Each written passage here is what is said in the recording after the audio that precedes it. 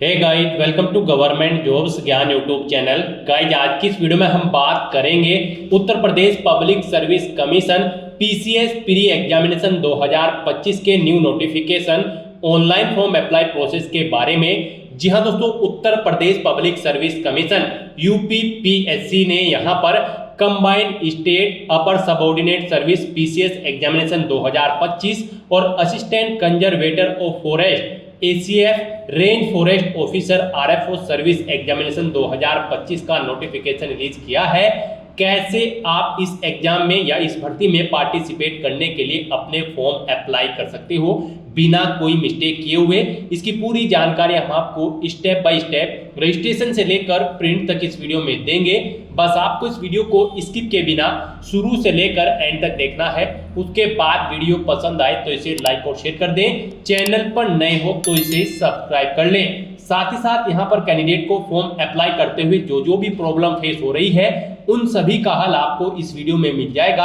और हम आपको ये भी बताएंगे कि कौन सी वो कॉमन मिस्टेक है जिसे करने से आपका एप्लीकेशन फॉर्म यहाँ पर रिजेक्ट हो सकता है। तो आपको उस मिस्टेक को अवॉइड करते हुए अपना फॉर्म अप्लाई करना है और फॉर्म को रिजेक्ट होने से बचाना है। साथ ही साथ कैसे आप अपना उत्तर प्रदेश पब्लिक सर्विस कमीशन का वन टाइम रजिस्ट्रेशन कर सकते हो, इसकी भी पूरी जानकारी आपको इस वीडियो में मिलेगी। इस भर्ती के एग्जाम का पूरा एप्लीकेशन फॉर्म आपको ओटीआर के साथ इस वीडियो में मिल जाएगा। और साथ ही साथ ये भी बताया जाएगा कैसे आप अपने डॉक्यूमेंट अपलोड कर सकते हो, फोटो अपलोड कर सकते हो, सिग्नेचर अपलोड कर सकते हो, एजुकेशनल क्वालिफिकेशन आपको कैसे देनी है, कैसे आपको अपनी पोस्ट प्रेफरेंस देनी है जिससे आपका सिलेक्शन यहां पर हो जाए। तो सभी जानकारी के लिए बने रहिए इस वीडियो में एंड तक हमारे साथ। तो बिना कोई वक्त गंवाए चलिए शुरू करते हैं। आपको इस वीडियो के डिस्क्रिप्शन बॉक्स में हमारी वेबसाइट IND-sarkari-naukri.in के इस पेज का लिंक मिल जाएगा। यहाँ पर आपको इस भर्ती एग्जाम के रिगार्डिंग सभी डिटेल्स प्रोवाइड कर दी गई है। उत्तर Pradesh public service commission UPPSC ने यहाँ पर combined upper subordinate service UPPSC pre 2025 और assistant conservator of forest ACF range forest officer RFO का नोटिफिकेशन रिलीज कर दिया है। इन एग्जाम के तहत यहाँ पर ये पोस्ट भरी जाएंगी: district administrative officer, labour enforcement officer, food safety officer FSO. यहां से आप चेकआउट कर सकते हो इन एग्जाम के थ्रू कौन कौन सी पोस्ट भरी जाएंगी। 210 नंबर ऑफ वैकेंसीज है। आप यहां पर 24 मार्च 2025 तक अपने फॉर्म अप्लाई कर सकते हो। पर्टिकुलर पोस्ट के एजुकेशनल क्वालिफिकेशन की डिटेल भी आपको यहां पर हमारी वेबसाइट के इसी पेज पर ही प्रोवाइड कर दी गई है। आप जिस पोस्ट के लिए अप्लाई करेंगे उसके एजुकेशनल क्वालिफिकेशन यहां से चेकआउट कर ले और उसके बाद आप अपने फॉर्म अप्लाई कर ले। 21 से 40 साल आपकी आयु सीमा रखी गई है। ऑल इंडिया से आप ऑनलाइन अप्लाई कर सकते हो। उसके लिए आपको इस पेज को नीचे स्क्रॉल डाउन करना है, इंपोर्टेंट लिंक सेक्शन में आना है और यहां पर आकर आपको इंग्लिश नोटिफिकेशन पीडीएफ और हिंदी नोटिफिकेशन पीडीएफ इन लिंक्स पर क्लिक करके आपको इस भर्ती एग्जाम के नोटिफिकेशन ओपन कर लेने हैं। हिंदी में करना चाहते हो तो आप हिंदी में डिटेल्स रीड कर ले और इंग्लिश में डिटेल रीड करना चाहते हैं तो आप इंग्लिश का नोटिफिकेशन यहां पर ओपन कर ले। यहां पर आपको सभी डिटेल्स प्रोवाइड कर दी गई है, जैसे कि कैसे आप अप्लाई कर सकते हो, कब से कब तक आप अप्लाई कर सकते हो, क्या आपका एलिजिबिलिटी क्राइटेरिया होना चाहिए, कितनी एप्लीकेशन फीस यहाँ पर कौन सी कैटेगरी कैंडिडेट को प्रोवाइड करनी है, सभी जानकारी यहाँ पर आपको इन नोटिफिकेशंस में दे दी गई है। आप सभी डिटेल्स रीड आउट करें और उसके बाद अपने फॉर्म अप्लाई कर लें। फॉर्म अप्लाई करने के लिए भी आपको हमारी वेबसाइट के इसी पेज पर ही अप्लाई ऑनलाइन का यह लिंक दिया गया है। जैसे ही आप इस लिंक पर क्लिक करेंगे तो आपके सामने यहाँ पर उत्तर प्रदेश पब्लिक सर्विस कमीशन का ये ऑफिशियल पोर्टल ओपन होगा। गाइस, यहाँ पर आने के बाद आपको अप्लाई की इस टैब पर क्लिक कर देना है। उसके बाद यहाँ पर आपको इस एग्जाम की डिटेल प्रोवाइड कर दी गई है। यहाँ पर सैलरी आपको 9,300 से 34,800 के बीच में प्रोवाइड कराई जाएगी। 21 से 40 साल आपकी आयु सीमा रखी गई है। 210 वैकेंसीज है। आप चेक क्वालिफिकेशन की टैब पर क्लिक करके इस एग्जाम में पार्टिसिपेट करने के लिए जो रिक्वायर्ड क्वालिफिकेशन है वो चेकआउट कर सकते हो। और फिर गाइस, यहाँ पर आपको ऑथेंटिकेट विद ओटीआर इस ऑप्शन पर आपको क्लिक कर देना है। नेक्स्ट आपके सामने कुछ इस तरह से इंटरफेस ओपन होगा। अब यहां पर आकर आपको ऑथेंटिकेट विद ओटीआर सर्वर आपको इस टैब पर क्लिक कर देना है। फिर यहाँ पर आपसे पूछा गया है कि क्या आपने अपना OTR रजिस्ट्रेशन कंप्लीट कर लिया है। गाइज अगर आपने पहले से अपना OTR रजिस्ट्रेशन कर रखा है तो यहाँ पर आपको यस ऑप्शन पर क्लिक करना है और फिर गो ऑप्शन पर क्लिक करके अपने रजिस्ट्रेशन की डिटेल प्रोवाइड कराते हुए अपने डैशबोर्ड में लॉगिन कर लेना है और फिर वहां से आपको अपना फॉर्म अप्लाई करना है। और अगर आप इस भर्ती एग्जाम के लिए फर्स्ट टाइम अप्लाई करने जा रहे हो तो सबसे पहले यहाँ पर आपको अपना वन टाइम रजिस्ट्रेशन करना होगा। उसके लिए यहाँ पर आपको नो ऑप्शन पर क्लिक करना है और फिर यहाँ पर आपको click here to get your OTR number, आपको इस ऑप्शन पर क्लिक कर देना है। नेक्स्ट आपके सामने कुछ इस तरह से इंटरफेस खुलेगा। अब यहाँ पर आपको अपना वन टाइम रजिस्ट्रेशन कंप्लीट करना है। सबसे पहले यहाँ पर आपको साइन अप की इस टैब में सबसे पहले अपनी ईमेल आईडी एंटर कर देनी है। उसके बाद यहाँ पर आपको अपना मोबाइल नंबर एंटर करना है और फिर आपको वेरीफाई ईमेल एंड मोबाइल इस बटन पर क्लिक करके अपनी ईमेल आईडी और मोबाइल नंबर वेरीफाई कर लेने हैं। OTP आपके ईमेल आईडी और मोबाइल नंबर पर जाएंगे, वो OTP एंटर करके आपको इन्हें वेरीफाई कर लेना है। अपनी ईमेल आईडी और मोबाइल नंबर वेरीफाई करने के बाद यहाँ पर आपको अपना फोटो और सिग्नेचर अपलोड करने हैं। आपके फोटो की विड्थ 5 सेंटीमीटर और हाइट 6 सेंटीमीटर होनी चाहिए। सिग्नेचर की विड्थ यहाँ पर आपके 5 सेंटीमीटर और हाइट उसकी 3 सेंटीमीटर होनी चाहिए। तो इस तरह से यहाँ पर आपको select A photo, select a signature in option पर क्लिक करके अपना फोटो और सिग्नेचर यहाँ पर अपलोड कर देने हैं। उसके बाद यहाँ पर आपको अपने आधार नंबर के लास्ट की 6 डिजिट एंटर कर देनी है। नेक्स्ट यहाँ पर आपको अपनी पर्सनल डिटेल फिल करनी है। सबसे पहले यहाँ पर आपको अपना फर्स्ट नेम एंटर करना है, फिर मिडिल नेम अगर है, नहीं है तो इस कॉलम को खाली छोड़ दें। उसके बाद यहाँ पर आपको अपना लास्ट नेम एंटर कर देना है, अगर है नहीं है तो इसे भी आप खाली छोड़ सकते हैं। उसके बाद आपको अपना जेंडर सिलेक्ट कर लेना है, फिर आपको अपनी डेट ऑफ बर्थ इस कैलेंडर में से सिलेक्ट कर लेनी है। यहाँ पर आपको अपना डोमिसाइल स्टेट सिलेक्ट कर लेना है। उसके बाद यहाँ पर आपको अपना होम डिस्ट्रिक्ट सिलेक्ट कर लेना है। फिर आपको अपनी कैटेगरी यहाँ पर सिलेक्ट कर लेनी है। कैटेगरी सिलेक्ट करने के बाद यहाँ पर आपको अपने फादर का फर्स्ट नेम एंटर करना है। उसके बाद मिडिल नेम अगर है, उसके बाद लास्ट नेम अगर है, नहीं है तो इन कॉलम्स को खाली छोड़ दें। ऐसे ही यहाँ पर आपको अपनी मदर का नाम एंटर कर देना है। मिडिल नेम लास्ट नेम अगर है तो एंटर करें, नहीं तो छोड़ दें। फिर यहाँ पर आपको अपनी हाई स्कूल क्वालिफिकेशन की डिटेल प्रोवाइड करानी है। सबसे पहले यहाँ पर आपको बोर्ड का नाम बताना है जिससे आपने अपनी हाई स्कूल की क्वालिफिकेशन पास आउट कर रखी है। फिर पासिंग ईयर आपको यहाँ पर बताना है किस साल में आपने अपनी 10th की क्लास पास आउट की थी। उसका रोल नंबर आपको यहाँ पर एंटर कर देना है। फिर आपको ये वेरिफिकेशन कोड यहाँ पर एंटर करना है और फिर रजिस्टर बटन पर क्लिक कर देना है। फिर आपके सामने यहाँ पर मैसेज शो हो जाएगा, आपका one time registration successfully complete हो चुका है। अब यहाँ पर आपको क्लिक हियर टू लॉगिन इस टैब पर क्लिक कर देना है। फिर आपके सामने यहाँ पर लॉगिन का इंटरफेस खुल जाएगा। आपको यहाँ पर थ्रू OTP ऑप्शन सेलेक्ट कर लेना है। फिर आपको मोबाइल नंबर या ईमेल आईडी में से कोई एक ऑप्शन सेलेक्ट कर लेना है। फिर आपको उसके बाद यहाँ पर अपना मोबाइल नंबर एंटर करना है। गेट OTP बटन पर क्लिक करना है। एक OTP आपके मोबाइल नंबर पर आएगा, वो OTP आपको यहाँ पर इस कॉलम में एंटर कर देना है। ये वेरिफिकेशन कोड आपको यहाँ पर एंटर करना है और लॉगिन की स्टेप पर क्लिक करके लॉगिन कर लेना है। नेक्स्ट आपके सामने कुछ इस तरह से इंटरफेस खुलेगा। अब यहाँ पर आपको अपना पासवर्ड क्रिएट करना है। आपका पासवर्ड 8 से 15 कैरेक्टर के बीच में होना चाहिए और ये अल्फा न्यूमेरिक फॉर्मेट में होना चाहिए। मीन्स आपके पासवर्ड में एक अपर केस कैरेक्टर, एक लोअर केस कैरेक्टर, एक इंटीजर नंबर और एक स्पेशल कैरेक्टर जैसे कि @ हैश या फिर डॉलर होना चाहिए। तो यहाँ पर आपको अपना पासवर्ड एंटर करना है। वही पासवर्ड आपको एक बार फिर से एंटर करना है कंफर्मेशन के लिए। फिर आपको ये वेरिफिकेशन कैप्चा यहाँ पर एंटर करना है और उसके बाद आपको सबमिट बटन पर क्लिक कर देना है। इस तरह से यहाँ पर आपका पासवर्ड सक्सेसफुली क्रिएट हो जाएगा। अब यहाँ पर आपको click here to login first time इस लिंक पर क्लिक कर देना है। उसके बाद आपके सामने यहाँ पर कुछ इस तरह से इंटरफेस खुलेगा। अब यहाँ पर आपको ऑप्शन मिल जाएंगे, आप OTP के थ्रू लॉगिन करना चाहते हो या फिर पासवर्ड के, आप अपनी चॉइस के अकॉर्डिंग यहाँ पर ऑप्शन सेलेक्ट करें। थ्रू पासवर्ड अगर आप यहाँ पर सेलेक्ट करते हो तो फिर यहाँ पर आपको उसके बाद बताना है कि आप मोबाइल नंबर लॉगिन आईडी के तौर पर यूज करना चाहते हैं या फिर ईमेल आईडी या फिर OTR नंबर। उसके बाद यहाँ पर आपको अपनी लॉगिन आईडी एंटर करनी है। अगर आप यहाँ पर OTR नंबर एंटर करते हो उसके बाद आपको अपना पासवर्ड एंटर करना है जो आपने अभी अभी क्रिएट किया है। नेक्स्ट यहाँ पर आपको ये वेरिफिकेशन कोड एंटर करना है और लॉगिन की स्टेप पर क्लिक करके लॉगिन कर लेना है। और अगर आपके पास यहाँ पर अभी तक OTR नंबर नहीं है तो यहाँ पर आपको अभी तक आपके पास OTR नंबर नहीं आया है क्योंकि आपका one time registration successfully complete नहीं हुआ है। तो यहाँ पर आपको थ्रू OTP के थ्रू ही लॉगिन करना होगा। थ्रू OTP में आपको थ्रू OTP ऑप्शन सेलेक्ट करना है, अपना मोबाइल नंबर या फिर ईमेल आईडी सेलेक्ट कर लेनी है। फिर उसके बाद आपको यहाँ पर अपना मोबाइल नंबर एंटर करना है, गेट ओटीपी बटन पर क्लिक करना है, उसके बाद आपके मोबाइल नंबर पर ओटीपी आएगा, वो ओटीपी आपको यहाँ पर एंटर करना है, ये वेरिफिकेशन कोड आपको यहाँ पर एंटर करना है और लॉगिन की स्टेप पर क्लिक करके लॉगिन कर लेना है। नेक्स्ट आपके सामने कुछ इस तरह से इंटरफेस खुलेगा। अब यहाँ पर आपको अपनी पर्सनल डिटेल फिल करनी है। सबसे पहले यहाँ पर आपको अपनी नेशनलिटी सिलेक्ट कर लेनी है, मैरिटल स्टेटस सिलेक्ट करना है, फिर यहाँ पर आपसे पूछा गया है कि क्या आप फ्रीडम फाइटर हैं, अगर है तो यस करिए और फिर उसकी डिटेल दे दें, नहीं है तो आपको यहाँ पर नो ऑप्शन सिलेक्ट कर लेना है। नेक्स्ट आपसे पूछा गया है कि क्या आप ईएक्स सर्विसमैन है, अगर है तो यहाँ पर अपना ऑप्शन सेलेक्ट कर ले, ईएक्स आर्मी है या इको एसएससीओ या फिर सीओ है, और अगर नहीं है तो यहाँ पर आपको नो ऑप्शन सेलेक्ट कर लेना है। उसके बाद आपसे पूछा गया है कि क्या आप फिजिकली हैंडीकैप्ड हैं, अगर है तो यस करें और फिर इसको डिटेल दें, नहीं तो नो ऑप्शन सेलेक्ट कर लें। फिर यहाँ पर आपसे पूछा गया है कि क्या आप ब्लाइंड है या फिर विजन प्रॉब्लम है, अगर आप यहाँ पर फिजिकल हैंडीकैप हैं तो यहाँ पर आप ऑप्शन सेलेक्ट कर ले किस तरह से आप फिजिकली हैंडीकैप हैं, नहीं है तो इन ये ऑप्शंस आपके सामने यहाँ पर डिसेबल्ड कर दिए जाएंगे। उसके बाद यहाँ पर आपसे पूछा गया है कि क्या आप स्पोर्ट पर्सन है, स्किल्ड प्लेयर हैं, अगर है तो यस करें, नहीं तो नो ऑप्शन सेलेक्ट कर ले।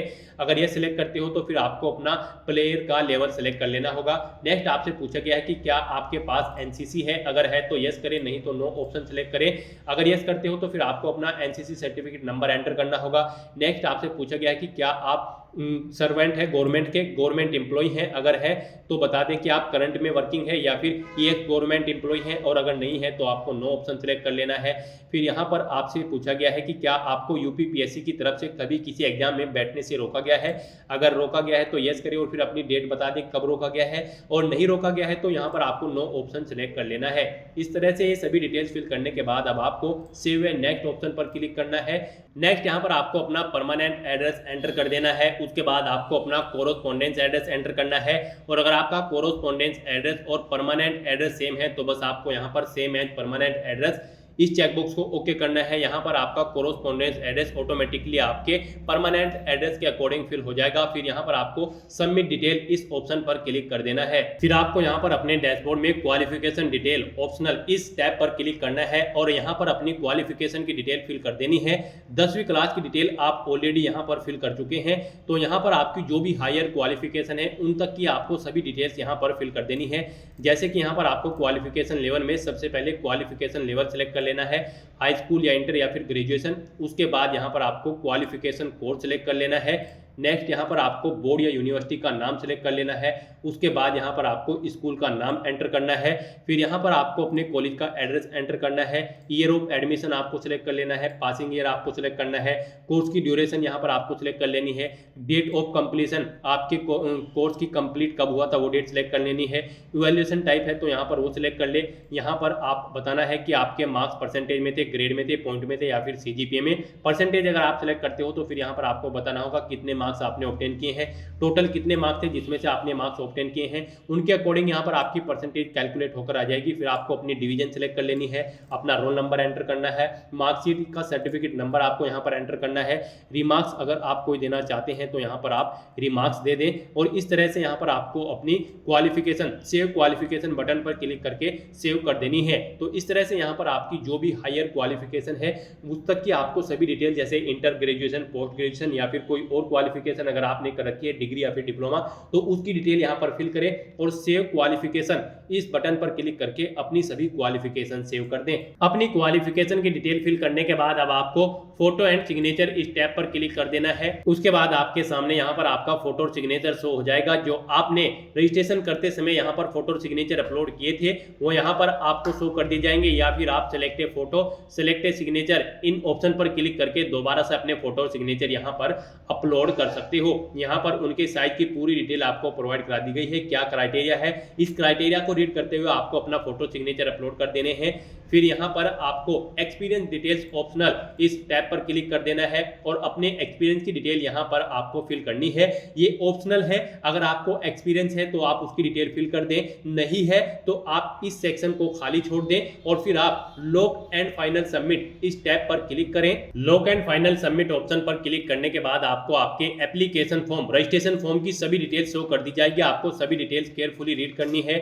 उसके बाद आपको डिक्लेरेशन सेक्शन में आकर यहाँ पर इन सभी चेकबॉक्सेस को ओके करना है। Lock and final submit submit option पर क्लिक कर देना है। अपना वन टाइम रजिस्ट्रेशन लॉग करने के बाद अगर आप एडिट करना चाहते हैं तो आप एडिट कर सकते हो, नहीं तो यहाँ पर अब आपको गेट OTR नंबर इस टैब पर क्लिक कर देना है और अपना एक OTR नंबर यहाँ पर जनरेट कर लेना है। Click to generate OTR number, आपको इस ऑप्शन पर क्लिक करना है। उसके बाद यहाँ पर आपको एक OTR नंबर प्रोवाइड करा दिया जाएगा, आपको इसे केयरफुली नोट डाउन करके रख लेना है फ्यूचर यूज के लिए, फ्यूचर रेफरेंस के लिए। तो गाइस यहाँ पर आपका one time registration successfully complete हो चुका है। अपना उत्तर प्रदेश पब्लिक सर्विस कमीशन का OTR कंप्लीट करने के बाद आपको दोबारा से हमारी वेबसाइट के इसी पेज पर आना है और यहाँ पर आपको अप्लाई ऑनलाइन के इस लिंक पर क्लिक करना है। फिर आपके सामने यही इंटरफेस ओपन होगा उत्तर प्रदेश पब्लिक सर्विस कमीशन का। यहाँ पर आने के बाद गाइस आपको दोबारा से अप्लाई की स्टेप पर क्लिक कर देना है और फिर यहाँ पर आपके सामने कुछ इस तरह से इंटरफेस ओपन होगा। यहाँ पर आने के बाद अब आपको दोबारा से ऑथेंटिकेट विद OTR आपको इस टैब पर क्लिक कर देना है। नेक्स्ट आपके सामने कुछ इस तरह से इंटरफेस ओपन होगा। अब दोबारा से आप ऑथेंटिकेट विद OTR सर्वर की स्टेप पर क्लिक करें और फिर आपके सामने यहाँ पर ये पॉपअप शो होगा। यहाँ पर आपसे पूछा गया है कि क्या आपने अपना OTR रजिस्ट्रेशन कंप्लीट कर लिया है, तो यहाँ पर आपको यस ऑप्शन सेलेक्ट करना है और फिर आपको गो की स्टेप पर क्लिक कर देना है। उसके बाद यहाँ पर आपके सामने कुछ इस तरह से इंटरफेस ओपन होगा। यहाँ पर आने के बाद अब आपको अपना OTR नंबर एंटर करना है। वो OTR नंबर जो आपको वन टाइम रजिस्ट्रेशन कंप्लीट करने के बाद प्रोवाइड कराया गया है, वो OTR नंबर आपको यहाँ पर एंटर करना है और फिर आपको प्रोसीड के स्टेप पर क्लिक कर देना है। फिर यहाँ पर आपको आपके रजिस्ट्रेशन की डिटेल शो होगी। यहाँ पर अब आपको दोबारा से क्लिक हियर टू ऑथेंटिकेट इस टैब पर क्लिक कर देना है। फिर यहाँ पर आपको पॉपअप को ओके करते हुए अपना पासवर्ड एंटर करना है। वो पासवर्ड यहाँ पर आपको एंटर करना है जो आपने OTR के समय क्रिएट किया था और फिर आपको यहाँ पर प्रोसीड की इस टैब पर क्लिक कर देना है। नेक्स्ट आपके सामने यहाँ पर एग्जाम की कुछ डिटेल शो कर दी गई है, जैसे कि कितनी नंबर ऑफ वैकेंसीज है, क्या आपकी आयु सीमा रखी गई है, कितनी सैलरी आपको प्रोवाइड कराई जाएगी, आपके रजिस्ट्रेशन की भी कुछ डिटेल्स आपको यहाँ पर शो कर दी गई है और अब यहाँ पर बस आपको प्रोसीड की स्टेप पर क्लिक करना है।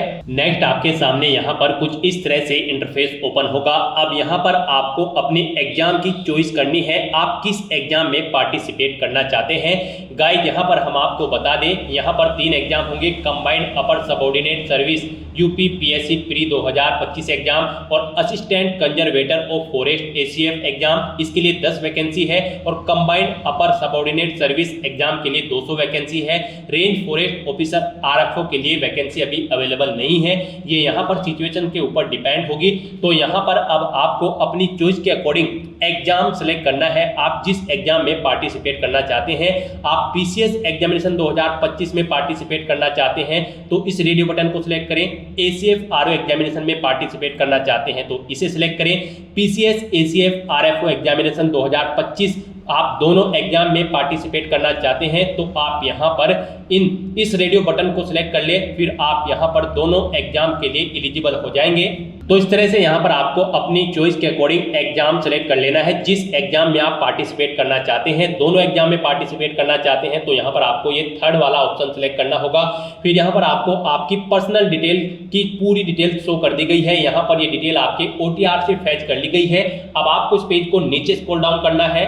पेज को नीचे स्क्रॉल डाउन करते ही यहाँ पर आपको आपकी इसेंशियल क्वालिफिकेशन की डिटेल देनी है। यहाँ पर UPSC PCS के इस एग्जाम में पार्टिसिपेट करने के लिए आपके पास बैचलर डिग्री होनी जरूरी है किसी वेल रिकॉग्नाइज्ड यूनिवर्सिटी से। तो यहाँ पर आपसे पूछा गया कि क्या आपके पास बैचलर डिग्री है, तो यहाँ पर आपको यस ऑप्शन सेलेक्ट करना है। उसके बाद आपको ये कैप्चा कोड यहाँ पर एंटर करना है और फिर आपको यहाँ पर proceed for entering other details इस टैब पर क्लिक कर देना है। नेक्स्ट आपके सामने यहाँ पर इंस्ट्रक्शंस का ये पॉपअप शो होगा, आप ये इंस्ट्रक्शंस रीड करें। उसके बाद पेज को नीचे स्क्रॉल डाउन करें और फिर यहाँ पर आप kindly proceed further for candidate dashboard login इस टैब पर क्लिक कर दें। उसके बाद यहाँ पर आप ये पॉपअप ओके करें। फिर यहाँ पर आपको आपके डैशबोर्ड में डायरेक्ट कर दिया जाएगा। यहाँ पर आपने अपने एप्लीकेशन फॉर्म का पार्ट फर्स्ट कंप्लीट कर लिया है, अब आपको अपने एप्लीकेशन का पार्ट सेकंड भरना है। तो उसके लिए यहाँ पर जो लिंक ब्लिंक हो रहा है submit details fill part second, आपको इस लिंक पर क्लिक कर देना है। नेक्स्ट आपके सामने कुछ इस तरह से इंटरफेस ओपन होगा। यहाँ पर अब आपको पार्ट सेकंड में यहाँ पर भी आपकी कुछ डिटेल्स आपके OTR से फिल कर ली गई है। अब आपको इस पेज को नीचे स्क्रॉल डाउन करना है और यहाँ पर आपको प्रीफरेंशियल क्वालिफिकेशन डिटेल अपनी देनी है। यहाँ पर आपसे पूछा गया है कि क्या आपके पास डिप्लोमा या फिर डिग्री है पब्लिक एडमिनिस्ट्रेशन की किसी रिकॉग्नाइज्ड यूनिवर्सिटी से जो इस्टेब्लिश्ड है बाय लॉ इन इंडिया। तो यहाँ पर आपको यस या नो अपने अकॉर्डिंग ऑप्शन सेलेक्ट करना है।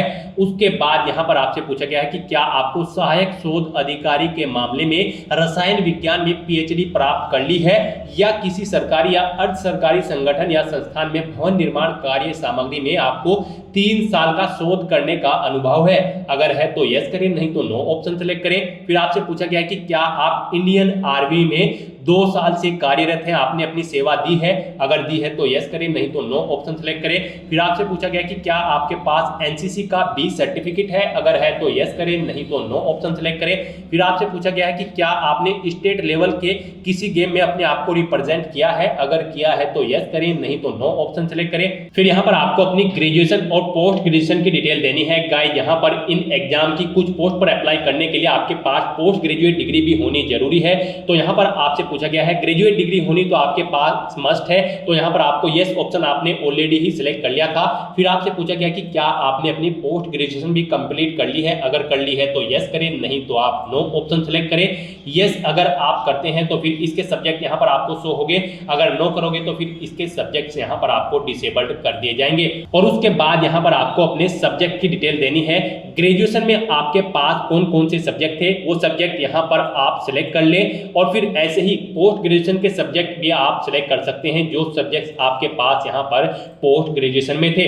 यहाँ पर आप अपने सब्जेक्ट सिलेक्ट करें। रिसेट करना चाहते हैं तो रिसेट चॉइस में आकर आप यहाँ पर रिसेट चॉइस के ऑप्शन पर क्लिक करें। फिर यहाँ पर ये सभी ऑप्शंस आपके रिसेट हो जाएंगे। इस तरह से आप अपने सब्जेक्ट्स यहाँ पर सिलेक्ट कर लें ग्रेजुएशन और पोस्ट ग्रेजुएशन के।